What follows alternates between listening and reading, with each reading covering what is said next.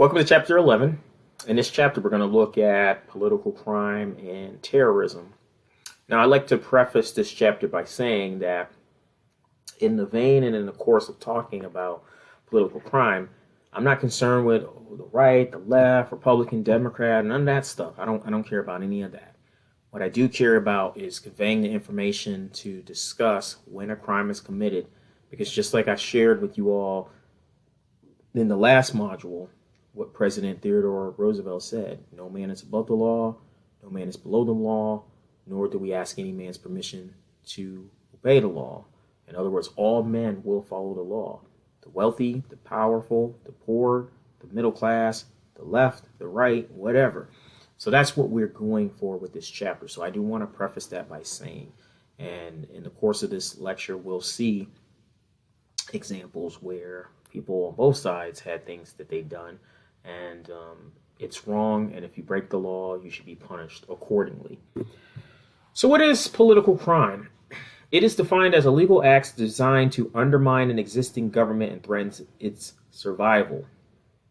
Now, we know that there are some types of political crime that we're going to get to in just a moment, but please be aware that when individuals engage in political crime, they're doing something illegally, and more often than not, it is to either benefit a government or undermine a government. And in some cases, they may even be government actors participating and engaged in the political crime. But it can be both violent and non-violent, and it can range in seriousness. It can include dissent, treason, and espionage. We'll talk about those. But it can also include violent acts such as terrorism and assassination. Now, one of the things that is notable is that when it comes to political crime, there is sometimes a gray area. In other words, many political criminals or political actors feel like, I represent hundreds of thousands of people, or millions of people have elected me to serve in government. So I should be okay doing the things that I want to do, or the things that may benefit me and my family, because I represent so many people. What does it hurt if I were to take a bribe? What does it hurt if I were to get some kickbacks? After all, most of the public doesn't understand what I have to do to walk in this role. And that's why when it comes to criminals and political criminals, yes, they sometimes consider what they're doing as patriotic, and they see themselves as being unselfish because they're doing this for the better good or the well-being of others. So I want to talk about some different types of political crimes. First of all, we have election fraud. Election fraud is where you have an illegal interference with the political process. The United States of America, folks, is a democracy. We are one of the best democracies, one of the strongest democracies in the world, regardless of what's happening right now in Washington, D.C. Once again, this is class not designed to bash one side or show bias or favoritism for another side. With that being said, we should have free and clear and fair elections compared to other countries who may do sham elections where you might think your vote is going somewhere and it's not. So when looking at the fraud tends to involve affecting vote counts to bring about a desired election outcome, whether that's to increase the vote to help a candidate or depress the vote to hurt a rival, or both. Now, I don't know if you get your news off of TikTok or if you watch social media, but apparently there's all sorts of news circling around that there's going to be a hand count in the state of Pennsylvania, because there's places where you had one side of the party getting every vote, clean sweep vote, except for at the top of the ticket, which was the presidency. And people have filed lawsuits and the courts have stepped in because they're like, there is not a chance that our candidate got a small number of votes compared to all of our other candidates who've had easy wins. Now, I don't know what's going to happen in this, folks. Again, it is election fraud if there's the determination that something happened. But as of right now, I don't know. I really don't. I'm going to believe that if something happened, it'll come to light, because that's incredibly foolish and it's not wise to try to steal an election. But at the end of the day, all votes are supposed to count for the candidate that is being voted. So here are some other tactics when it comes to election fraud. Intimidation, scaring people away from the polls through threats or armed means. Showing up at the poll with assault rifles and having a little 70, 80, 90-year-old lady who's been voting for, 40, 50, 60 years, it's going to scare her. Watching these individuals who are armed, watching you, following you to your car, trying to engage in conversation with you, it's going to be very much intimidating. There's disruption. Bomb threats getting called into voting places, bomb threats showing up in places where there's heavy support for an opposing party. If you look at Atlanta is a heavy Democratic stronghold compared to more northern and southern parts of Georgia.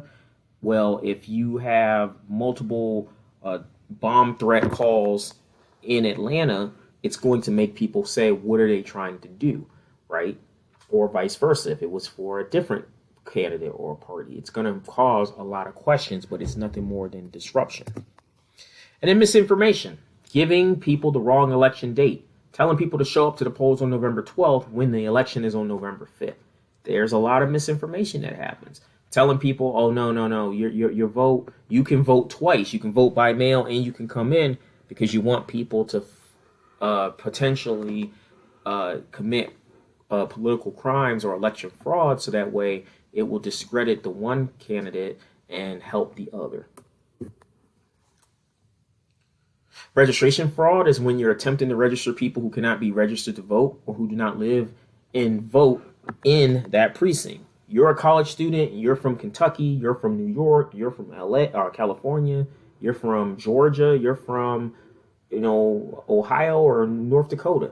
You can't register to vote if you go to school in, let's say, Mississippi, or you go to school in, let's say, North Carolina, or you go to school in, let's say, Iowa.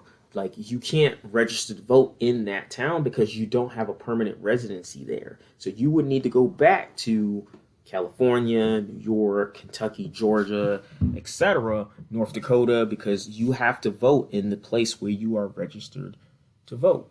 Also, can include people who are convicted felons. And convicted felons know that their rights have been taken away. So they should never show up to a precinct with the expectation that they're going to vote, because that's law. If you're a convicted felon, you have no constitutional right to vote. What about vote buying? Securing votes by payment or other rewards. You see right here, this is Elon Musk, the world's richest man. Elon Musk was involved in some controversy where he was giving out $1 million checks to people who were allegedly getting registered to vote. But, a couple of courts came in and said, no, this is nothing more than vote buying, because people knew who Elon Musk supported. But then another judge came in and said, no, this does not meet the criteria for vote buying. But we should still be very cautious. But either way, you have these images. You see Elon Musk handing out $1 million like it's candy. And these people were reportedly signing up for an America PAC, which is a political action committee. But it had nothing to do with buying votes. So, yeah, make whatever assessment you want to make, but that's what vote buying is: securing votes by payment or other rewards. And of course, I have to put this picture of Elon Musk in here because it's like, yes. So an abuse of office or public corruption involves a breach of public trust and or abuse of position by government officials and private sector accomplices. And so in most cases, money is involved in the scandal. I'm going to put some pictures up in a second, but when you think about money, it doesn't matter what side of the aisle you're on. It is going to cause people to do the craziest things. So the man on your upper left hand with the interesting haircut, that's former Illinois Governor Rod Blagojevich. Rod Blagojevich decided that when he was Senator Obama, he became President Obama, that he was going to sell President Obama's seat to the highest bidder. You can't do that.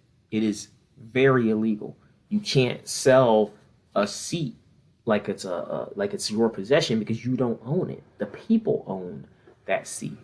So Governor Blagojevich, he ended up going to prison, and I want to say he served about 8 years in prison before he was commuted in, I want to say 2020, and he was given a full presidential pardon a few months ago.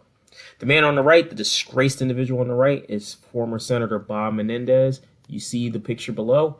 That's Senator Menendez's gold bars, his jacket that featured just hundreds of thousands of dollars of cash, and of course he had a really nice car. Senator Menendez said he did nothing wrong, and this is a witch hunt, and he's going to be defiant. Yeah, you can talk a big game until the facts come out. He was found guilty by a jury of his peers, and he's been sentenced to 11 years in federal prison. He will never be any other congressman or senator ever again.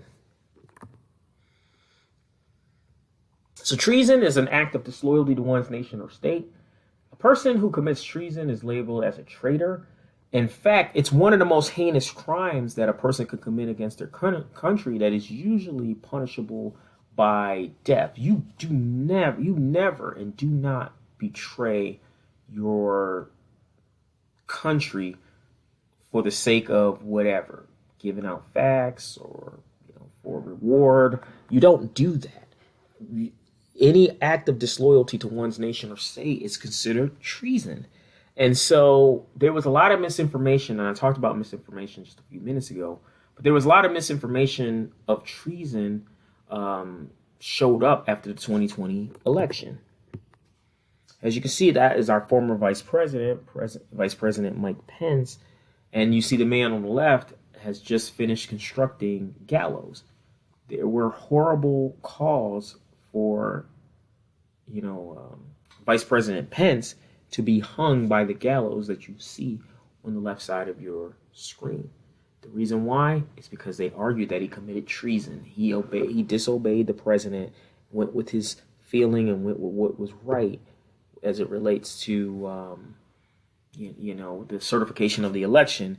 And yet people shouted and screamed at him that he's a traitor to his country and he should be hanged because he's committed treason. Espionage is the practice of obtaining information about a government, organization, or society that is considered secret or confidential without the permission of the holder of the information. It's usually seen as spying. So if you can spy on somebody and do a stakeout, knock yourself out, you are committing espionage. And then there's also state political crime. And these are orchestrated by state authorities against the people who they are supposed to serve. Typically, state political crime is divided into 5 categories: political corruption, illegal domestic surveillance, human rights violations, state corporate crime committed by people who abuse their state authority, and state violence using torture or the use of deadly force. But in any event, any of these categories are so applicable as it comes to people who commit state political crime, because that is contradictory against the state that they served in, right?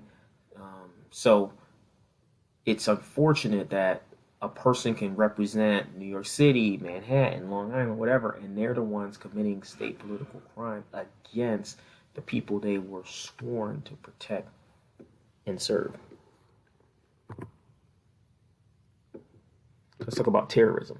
Terrorism is the illegal use of force against people or against innocent people to achieve a political objective. Terrorism usually involves a type of political crime, and it usually emphasizes violence as a means to promote that change.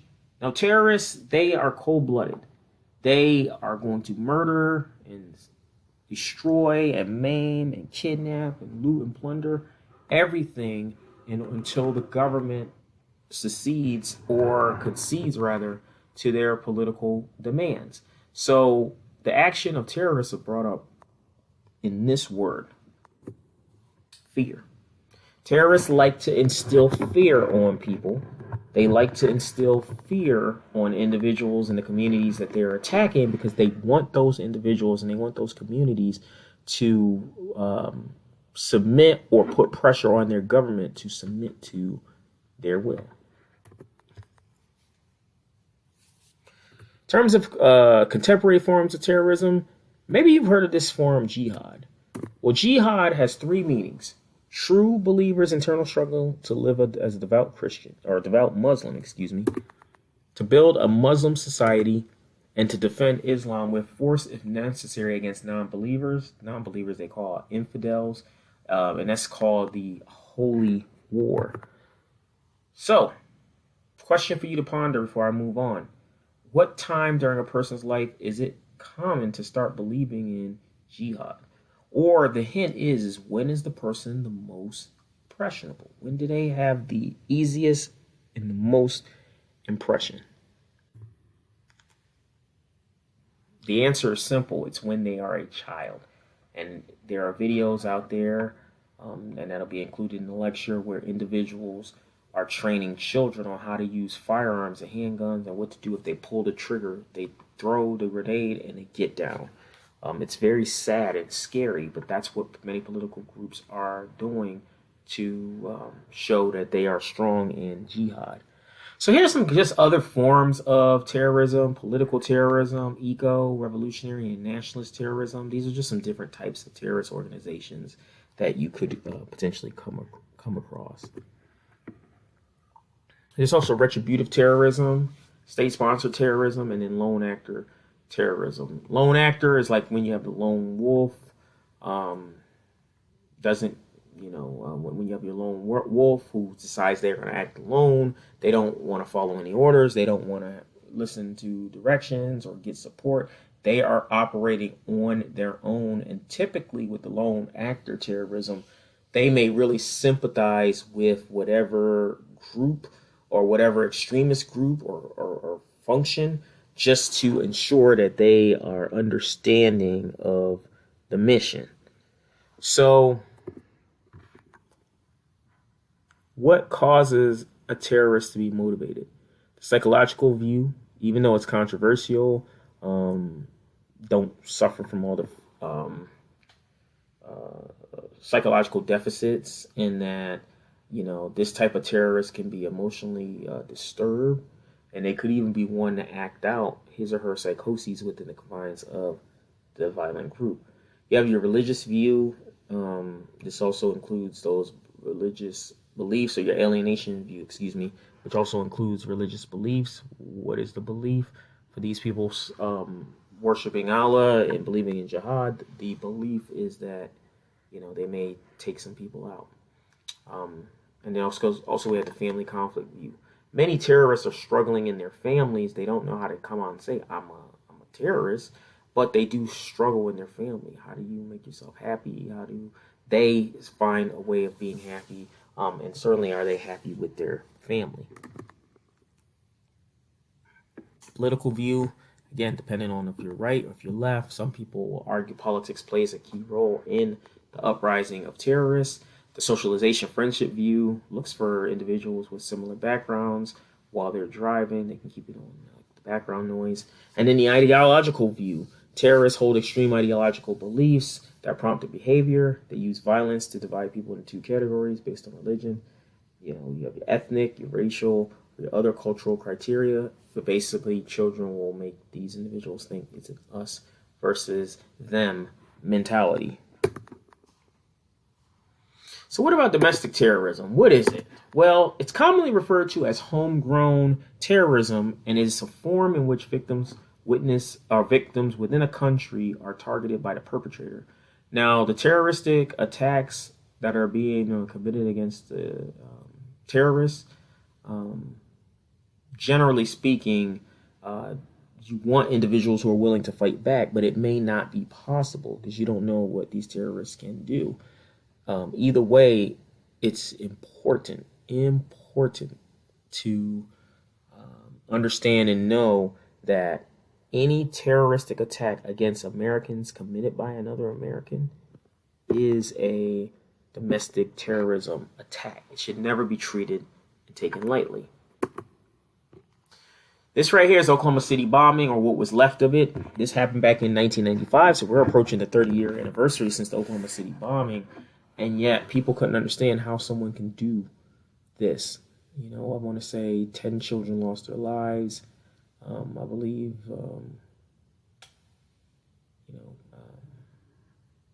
you know, many of these individuals lost their lives unjustly, simply because of the terroristic attack.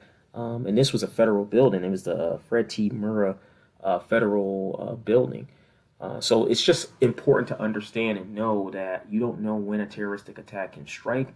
You want to be ready as you can. But again, many people, I want to say, was it? I believe it was several hundred. I can't remember the exact number, but I believe several hundred people did, unfortunately and tragically, lose their lives. So, in terms of the extent of a terrorism threat, the National Consortium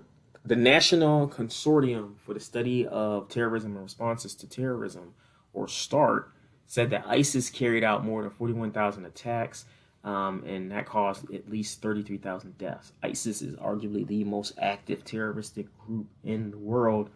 They're definitely more active in Asia and Africa, for starters. But you have other terroristic groups, the Taliban, Boko Haram, Al Qaeda, Al Shabaab, Hamas.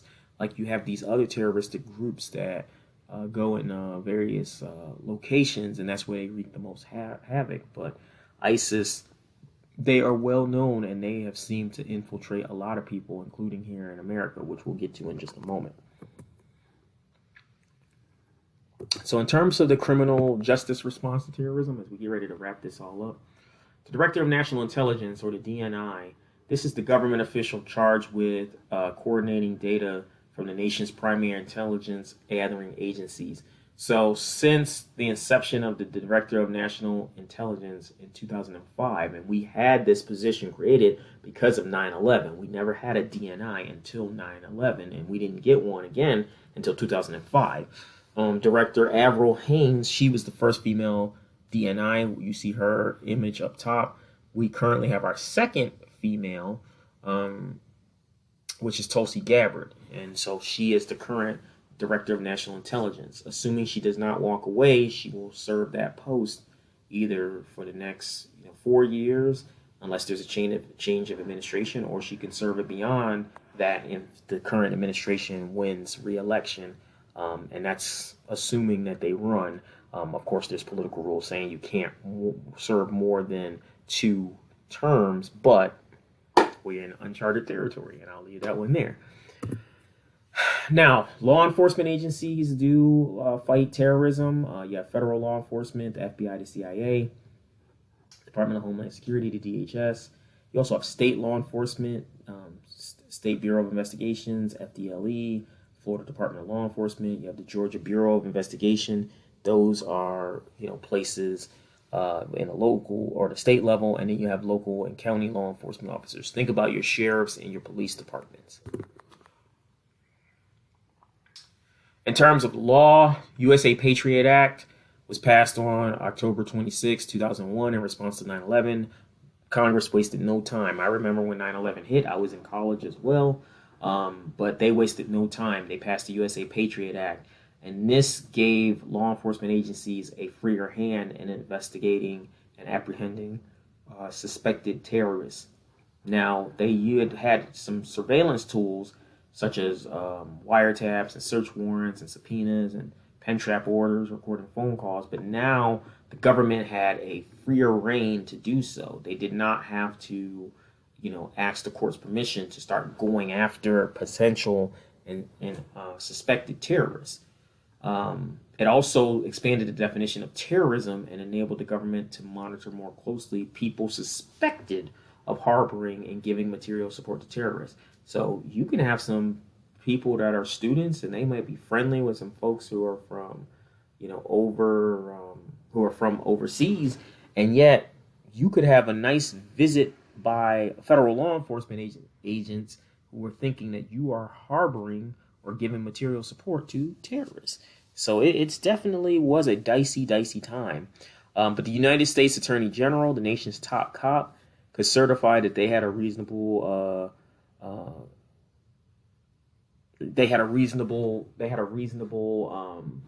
means to go after people. So the current Attorney General is Pam Bondi. The former Attorney General is Merrick Garland. So my apologies there. But the current Attorney General is Pam Bondi. And Pam Bondi's from Florida. So she is our current Attorney General as we speak. So the USA Freedom Act actually replaced the USA Patriot Act. So the Patriot Act was in existence from 2001 until 2015. And so basically, under the replacement of this act, it prevents the National Security Agency, or the NSA, from continuing its mass phone data collection program. So from 2001 until about 2015, the NSA was just taking mass phone data at will. They didn't even have a reason to take it. They were just taking it, right? Now they have to get what's called a FISA warrant, Foreign Intelligence Surveillance Act warrant, in order to get the data from telephone and telecom companies. And what I like to explain in class is that prior to 2015, of course, you all, students, or some of you watching out here probably were, very young at the time. But prior to this USA Freedom Act, your phone data was automatically being turned over and dumped, even if you weren't even talking about terrorism. So it was a very scary time, because we had certain constitutional amendments that were being violated, and yet nobody raised a flag or raised a red flag to it until the USA Freedom Act was put in place in 2015.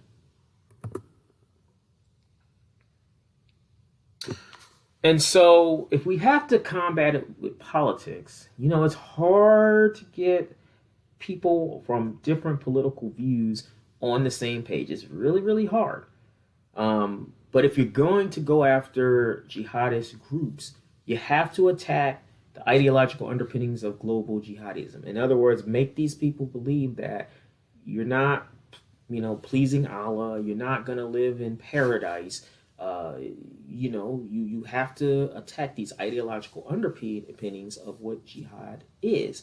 Sever the ideological and other links between terrorist groups. In other words, try to start scrambling communication. Terrorists can't, talk to each other. They can't continue to be radicalized or radicalize others. Strengthen the capabilities of frontline states to counter local jihadist threats. In other words, the sheriff and local law enforcement agencies shouldn't be scared to get involved. But remember, if it's something big, the feds should have no problem stepping in as well. United States should seek to deny sanctuaries to terrorist groups and strengthen the capabilities of foreign governments to deal with terroristic threats. Of course, we know this is easier said than done. Afghanistan was one. There was a major pulling out of troops in Afghanistan, and it was a mess.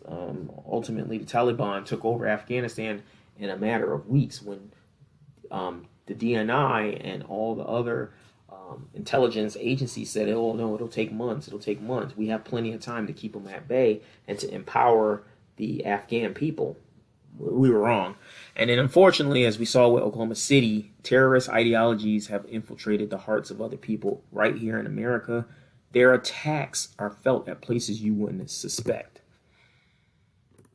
So first is Pulse nightclub. You had an individual, Omar Mateen. He wasn't born here, but his family is from another country. He sympathized with ISIS, said he was part of ISIS. He ended up executing 49 people, which was one of the worst mass shootings in U.S. history until it was topped in Las Vegas. But that's for another class. And Omar Mateen pledged allegiance to ISIS, right? He said he was a part of ISIS. And that's why he committed this horrific shooting in Orlando, Florida, at the Pulse nightclub. And Pulse nightclub was a nightclub for people who were in the LGBTQIA plus community. Another one is the Boston Marathon bombing. Although not as deadly as the Pulse nightclub shooting, but the Boston Marathon bombing certainly attacked our own political freedoms, because it occurred on, I believe, Patriots Day in New England. And so 3 people were killed, scores and scores of others were wounded. I want to say over 260 people injured. And it was all because of the Sharnev brothers, who decided they had enough, and they decided that they wanted to take matters in their own hands. And it just became a harrowing, I think, 48 hours of a rampage that they participated in. But they pledged allegiance to a political group, and one of the brothers was executed. The other brother, was found guilty and was sentenced to the death penalty and ADX Florence Supermax, but his conviction has since been overturned. So, whether it's a nightclub, whether it's a marathon, there are no safe places where terrorists can attack. So within this chapter, we looked at political crime. We assessed what causes political crime.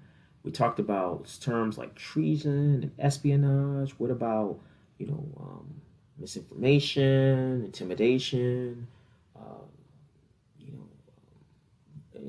vote buying, registration fraud, like all these other little political crimes that can occur. When we look at, what happened with, Illinois Governor Rod Blagojevich trying to sell a Senate seat, you can't do it because it's not his possession.